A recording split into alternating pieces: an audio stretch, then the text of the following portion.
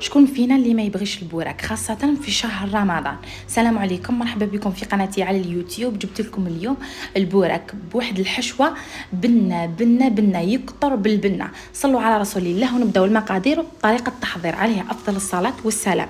عندنا هنا في المقله حطينا شوية نتاع الزيت ودرنا الكيلة نتاع بصل، خليناه يدبل شوية في هذاك الزيت ومن بعد زدنا له لي زابا. عندنا هنا لي زابا نقيناهم ودرناهم يترحوا في اشوار، ودرنا حتى القلب اللي يجي مع الكبده ودرناه يترحى مع لي زابا ونخلوه يذبل في هذاك البصل. والكبده نقطعوها طرف طرف، مانيش راح نرحوها مع لي زابا باه كي ناكلو نستبنوا هذيك الكبده في البوراك تاعنا. وعندنا هنايا درنا له ملعقه كبيره نتاع الملح ودرنا له نصف ملعقه نتاع العقاقير على حسب الكيلو تاع لي زابا اللي يكون عندك، ونخلوه يطيب غير في الماء تاعو كيما على بالنا هنايا صحاباتي. خطره تتلفنا في الحشو تاع البوراك.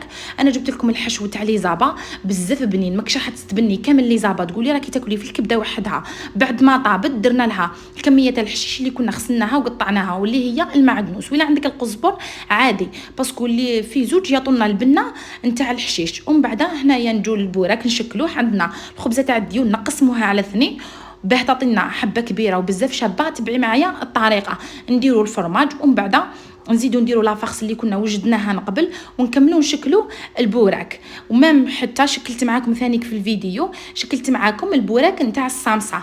تبعوا معايا صحاباتي الطريقه باه تبداو ثانيك نتوما تشكلوا يقطع لكم كميه كبيره. سيوها صحاباتي ماكمش رايحين تندموا فيها باسكو بنا ولا اروع، مام صحيه باسكو درنا لها البصل وكيما على بالنا بلي البصل صحي كيطيب في كلش. وكيما شفتوا صحاباتي طف الماء نتاعو. نجو هنايا نشكلوا الصامصه تاع البوراك نتاعنا. تبعوا الطريقه تجي بزاف شابه وثاني تجي شاده روحها. والوقت اللي رانا نشكلوا في البوراك عندنا ثاني كنحموا المقله ولا الفريتاز ولا اللي راكي حتقلي فيها كل وحده وكيف تقلي. شكلنا هنايا الصامصه ونغلقوها مليح وندخلوا الجوانب في الجهه الفارغه. نكملوا كامل التشكال.